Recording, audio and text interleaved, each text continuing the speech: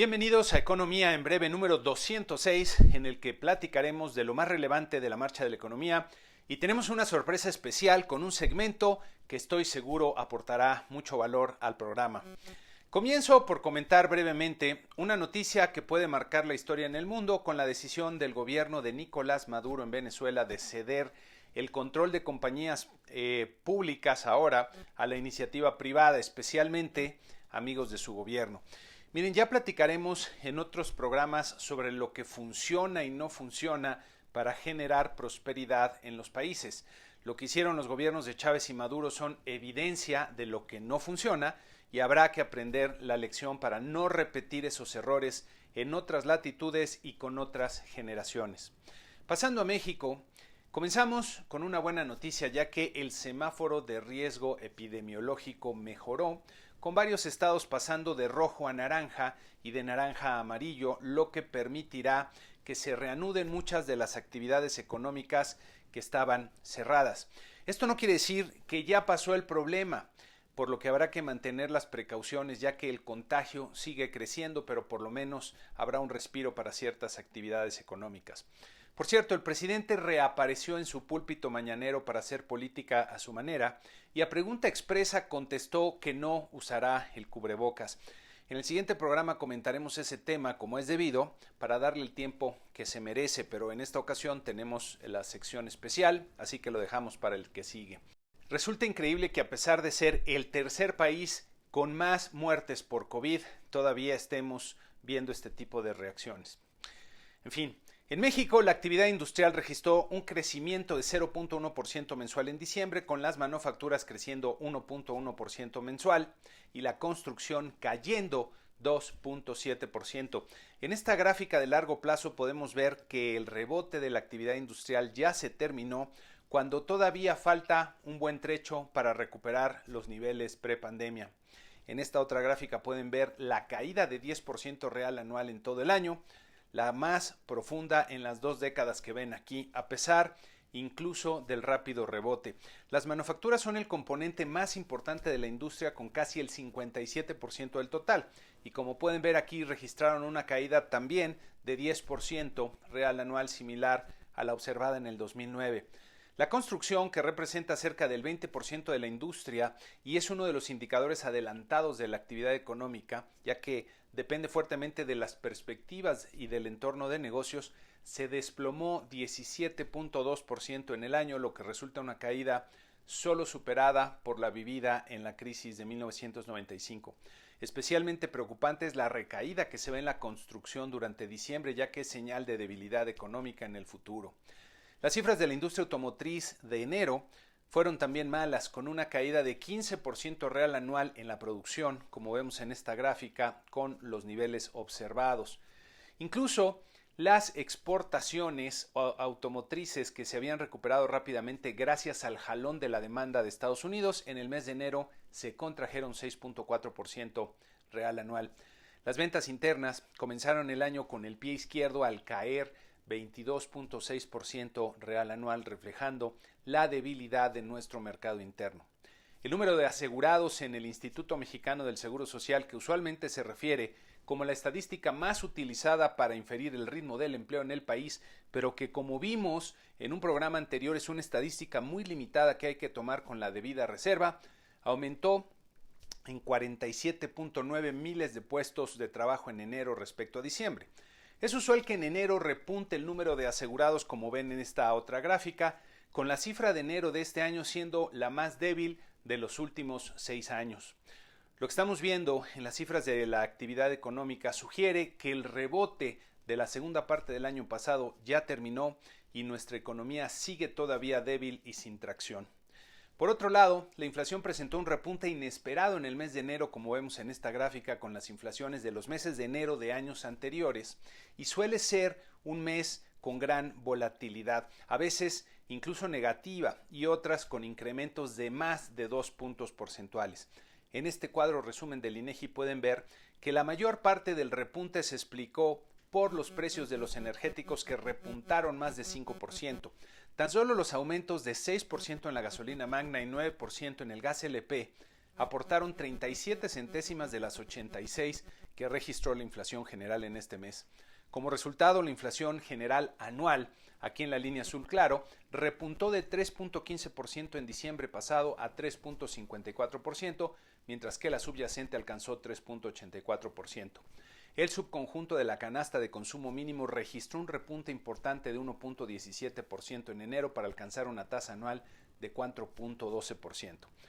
En su decisión de política monetaria, el Banco de México decidió recortar su tasa de interés de referencia en 25 puntos base, tal como se anticipaba por parte de la mayoría de los analistas del mercado, pero con un voto unánime de la Junta de Gobierno, lo que me parece una señal de fortaleza institucional al interior de la Junta. Y ahora me da mucho gusto presentarles la nueva sección en la que platicaremos con economistas destacadísimos para que nos compartan su visión y perspectiva particular. Estamos de manteles largos porque para inaugurar esta sección tengo el honor de platicar con uno de los economistas de trayectoria más destacada en México y diría de los más comprometidos para generar y difundir el entendimiento de las variables económicas que son la base del análisis económico y que francamente no necesita mayor presentación porque su prestigio lo precede. Para comentar la decisión de política monetaria de este jueves, que es cuando, por cierto, se está grabando esta sección, me acompaña el subgobernador de Banco de México, el doctor Jonathan Heath. Bienvenido, Jonathan, y muchas gracias por aceptar platicar para el auditorio de Economía en Breve. Un placer, Mario. Muchísimas gracias por la invitación.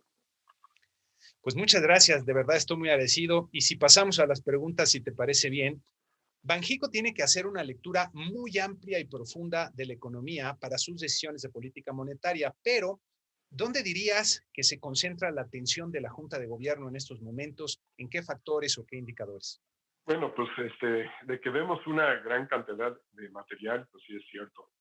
Simplemente con decirte que cuando iniciamos la semana de la decisión, que le llamamos la semana de Copom, nos mandan una carpeta de aproximadamente 300 láminas, donde cada lámina tiene en promedio, yo creo que como dos o tres gráficas.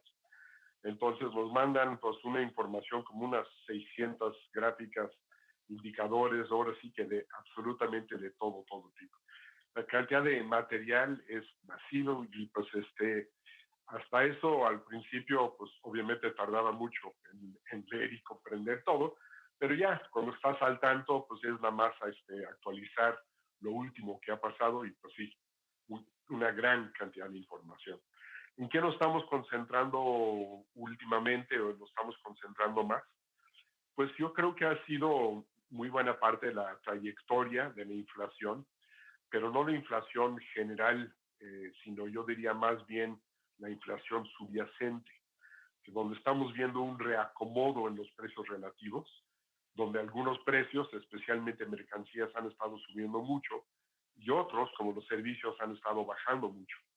Y en esa mezcla, pues la inflación no se mueve mucho, pero sí ha habido una afectación en los hogares porque han cambiado mucho los hábitos de consumo en el corto plazo.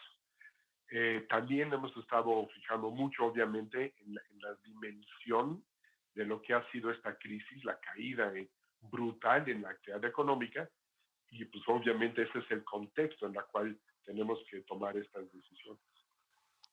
Sí, parece que el país está pasando por una situación bastante complicada. Me llamó la atención uno de los riesgos para la inflación que mencionan en el comunicado, que es el de los costos para las empresas. ¿Cómo ven el tema de los costos como un posible riesgo para la inflación? Sí, claro, hemos visto muchos costos que han estado aumentando mucho últimamente. Por ejemplo, los fletes internacionales han subido, creo que algo así como 180% wow. En el último año. Ha habido una interrupción en todos los flujos marítimos, donde de repente hay un barco que se queda varado por varios meses en un puerto y tienen que salir de ese puerto pero sin mercancías para ir a otro lado. Entonces toda la logística se vio afectado y eso ha subido mucho los costos de transporte.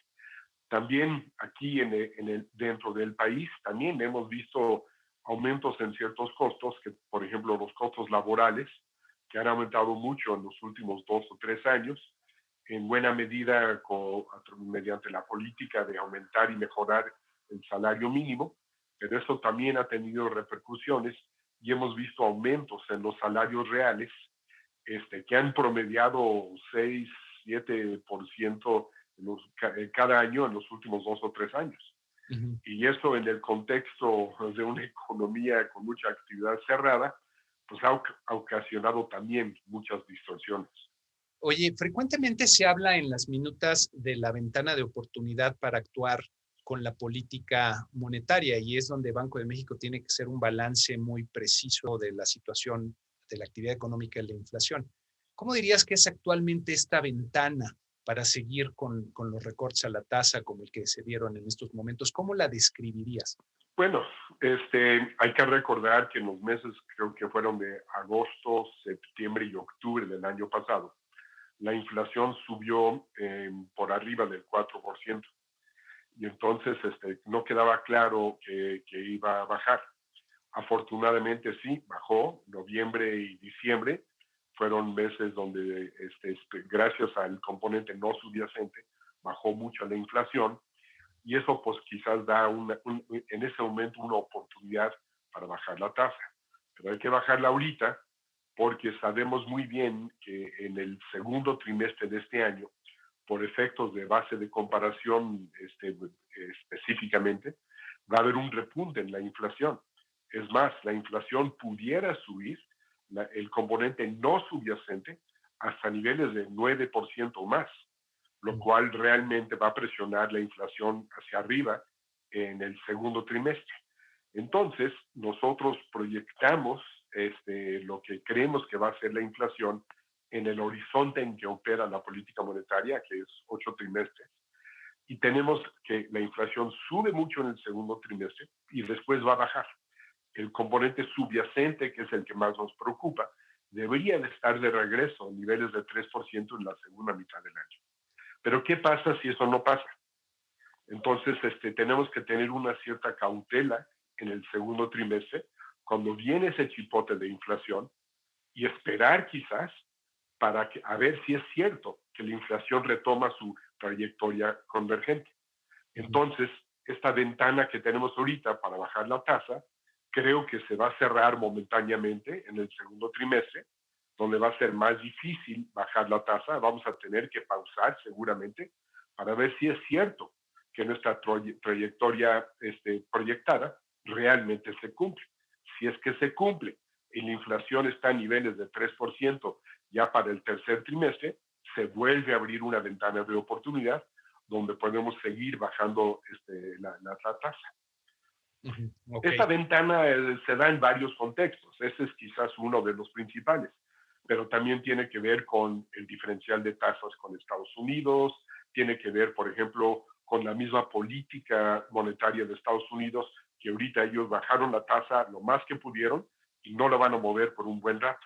Entonces eso nos da una oportunidad para actuar en un foco independiente de lo que haga la Fed, porque sabemos que la Fed no va a mover su tasa. Y estamos viendo un entorno increíblemente retador para todos, especialmente para las autoridades económicas, financieras, monetarias, fiscales en el mundo. ¿Tú cuáles dirías que son los retos importantes que tiene Banco de México para lo que resta del año? Pues tenemos retos, yo creo que en varios frentes. Tenemos un reto de que pues, se ha cuestionado mucho el status quo del banco. Se ha querido modificar la ley, se ha querido otra vez una práctica que viene y que va a cambiar el mandato del banco, etcétera. Entonces, como que siempre estamos constantemente, nos ponen en tela de juicio y eso pues significa que pues, tenemos que desviar un poco nuestra atención para defendernos, para tratar de que tengamos todo el armamento posible para tomar las decisiones dentro de ese contexto autónomo, ¿no? Entonces yo diría que eso es uno de los retos principales. El segundo reto, que creo que es, ahorita todo el mundo lo está viendo, no solamente el banco, es el de ponerle ya un paro a la crisis sanitaria a través de una campaña masiva de vacunación. Sabemos que las vacunas pues deberían de llegar, pero pues no han llegado. Cada rato nos dicen que van a estar llegando y pues pero no llegan, y cuando llegan no queda claro que si se van a distribuir rápidamente y eficazmente, ya que se distribuyen tampoco queda claro qué tan eficaz van a ser, ¿no? Entonces todavía hay una gran cantidad de incógnitas que quedan por resolver, pero que son muy importantes porque le dan la dimensión a la crisis sanitaria y la crisis económica. Fíjate, Jonathan, hoy estaba viendo en las noticias que pues al Banco Central de Brasil le van a dar más autonomía, al parecer hubo cambios allá en su ley, pero van a introducir un mandato dual. Para Banco de México, desde mi punto de vista, tenemos el mandato muy bien definido y creo que es justo lo que debe hacer un banco central porque tiene las herramientas para eso, para mantener la estabilidad de precios. Pero ¿qué opinas tú de un mandato dual como lo tiene la Reserva Federal o otros bancos centrales en el mundo de tratar de usar la política monetaria para apoyar el empleo o el crecimiento? Pues es una discusión que se ha dado desde hace mucho tiempo. Y la razón por la cual la mayoría de los bancos centrales tienen un mandato prioritario es porque la política monetaria funciona mucho mejor para tener un ambiente de estabilidad de precios, que a su vez es el mejor ambiente posible para fomentar el crecimiento económico. Entonces, es como un paso intermedio para tener ese mayor crecimiento económico, pero la mejor contribución que puede ser la política monetaria es justamente tener una estabilidad de precios. En el corto plazo pudiera haber un cierto tipo de trade-off, pero aquí hay una inconsistencia temporal, porque en el largo plazo lo que más conviene al país es que la política monetaria busque la estabilidad de precios, porque eso es la mejor manera de fomentar el crecimiento económico. En el muy corto plazo puede ser que no, puede ser que pudiéramos buscar utilizar la política monetaria para inducir mayor crecimiento en el corto plazo. Pero eso a la larga es muy probable que no se va a sostener, y entonces esta inconsistencia intertemporal, la mayoría de los bancos lo tratan de resolver estableciendo un mandato muy claro. Ahora déjame decir algo que es muy importante. Yo creo que dentro del banco, nuestras decisiones de política monetaria, por lo menos desde que yo he estado ahí, no creo que hubieran sido diferentes si hubiéramos tenido un mandato dual o un mandato prioritario. Porque aún con el mandato prioritario, donde lo que más nos preocupa es la estabilidad de precios, siempre, siempre vamos a tomar en contexto la actividad económica, el balance de riesgos para el crecimiento. Obviamente, si estamos en una de las peores recesiones que hemos visto en el último siglo, lo vamos a tomar en cuenta y va a ser el marco de referencia para nuestra toma de decisiones. Si ahorita estuviéramos creciendo al 6%, pero con exactamente el mismo panorama inflacionario, pues quizás nuestras decisiones serían diferentes. Entonces, pues realmente yo no veo tan relevante a nivel de nuestra toma de decisión esta diferencia de mandatos, pero los políticos sí, y ese es el problema, porque si tuviéramos un mandato dual, tendríamos esa presión política y eso haría más endeble la autonomía del banco. Yo creo que ese es un punto muy importante porque y seguro tú y yo vivimos escenarios de tasas de doble dígito de más del 100% en algún momento, de inflaciones muy altas. Yo veo que pues muchas de las generaciones jóvenes ya no les tocó vivir eso y parece que ya no es parte de la realidad de México. Y Banco de México, justamente la independencia de Banco de México, la autonomía, pues ha sido uno de los artífices en esa estabilidad de lograr mantener esas condiciones. No ha venido el crecimiento, pero sin estabilidad el crecimiento seguramente no se puede sostener. Y yo creo que pues ese es uno de los mensajes que más debemos insistir, creo yo, los economistas, en que para tener las mejores condiciones para el crecimiento necesitamos un banco central autónomo e independiente. Y creo que es muy importante lo que señalas, que aún con un mandato diferente, las decisiones muy probablemente hubieran sido las mismas. Oye, fíjate que pocas personas tienen una trayectoria tan larga y distinguida como la tuya. ¿Qué te gusta de ser economista, Jonathan? Pues a mí me apasionó todo lo que es la macroeconomía desde un principio y todo lo que son los diferentes indicadores económicos. Yo creo que esa ha sido mi pasión. Yo me acuerdo cuando estaba en la carrera me iba todas las semanas por el cuaderno de indicadores que publicaba el Banco de México, que lo regalaban, no sé si a todos, pero por lo menos a los estudiantes, y veía yo todos los datos y los números y todos los indicadores que había, y me fascinaba. Y siempre me ha encantado agarrar e interpretar los números, y creo que donde me he especializado es precisamente tratar de ver atrás del indicador y asegurarme de que estamos analizando el indicador correctamente, porque he visto miles de ejemplos de gente que sí sabe, pero que simplemente supone que el indicador hace tal cosa, pero que no es cierto. Y entonces, pues a la mera hora, su análisis pues resulta pues no tan adecuado, ¿no? Entonces, esa parte, no sé, siempre me ha fascinado, siempre ha sido lo que más me ha gustado de ser economista, y nunca me he apartado de eso, ¿eh? Soy un economista que desde el principio me he dedicado al análisis macroeconómico, y a la fecha sigo haciéndolo. Pues muy bien. ¿Algo más que quieras agregar para el canal, Jonathan? Pues nada más desearte mucha suerte, Mario, en esta nueva etapa de tu vida profesional, y también de este programa de Economía en Breve. Toda la suerte del mundo. Yo creo que es un medio muy, muy útil para muchos analistas y muchas personas allá afuera que quieren entender la economía. Entonces creo que va a ser de mucha utilidad, y te deseo toda la suerte del mundo. Pues muchísimas gracias de verdad por regalarnos estos momentos y compartir tus conocimientos para comentar estos temas tan relevantes ahorita en la coyuntura. Y estoy seguro que va a ser de gran valor tu participación para todos los que ven este canal. Y nuevamente, muchas gracias por estar aquí con nosotros. Muchas gracias, Jonathan. No, un placer, Mario. Gracias a ti. En la semana que inicia tendremos poca información económica relevante programada. En México, hasta el viernes se publica el indicador oportuno de la actividad económica de diciembre, que es un ejercicio de nowcasting para anticipar el IGAE, el indicador global de la actividad económica de este mes. En Estados Unidos, la información relevante se concentrará el miércoles con las cifras de ventas minoristas, producción industrial, ambas de enero, y con las minutas de la última decisión de política monetaria de la Reserva Federal. Miren, como este programa ya fue más largo de lo usual con la incorporación de la entrevista, que espero les haya resultado útil, para nuestra sección Da Vinci los voy a dejar con un dato que servirá para conectar muchos conocimientos destilados en la próxima semana. ¿Sabían ustedes que el cerebro humano representa algo así como el 2% del peso total del cuerpo, pero consume entre el 20 y 25% de la energía del organismo en reposo? La próxima semana vamos a hablar del pensamiento y sus limitaciones, y verán cómo esta información tiene implicaciones asombrosas e importantes.